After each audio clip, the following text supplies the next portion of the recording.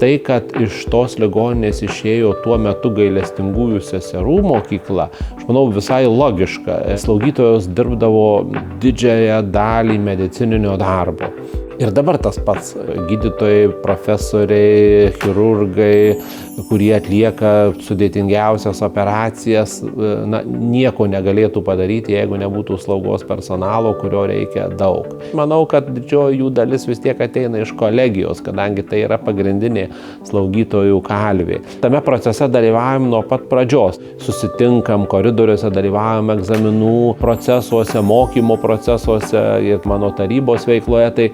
Ta prasme, tie žmonės jau studijuodami su savo darbdaviais kontaktuoja. Čia tokia labai gera simbiozė ir tas sėkmės faktorius, manau, kad čia ženkliai padidinamas dėl to. Jeigu reiktų apibūdinti absolventę, baigusią Klaipėdos valstybinę kolegiją, atėjusią pas mus dirbti, tai visų pirma gerai paruoštas profesionalas, visų antra išsilavinęs žmogus ir trečia turbūt būtų empatiškas žmogus, kuris sugeba išklausyti sergantį pacientą, sugeba jam padėti ir tuo pačiu išlikdamas profesionaliu darbuotoju.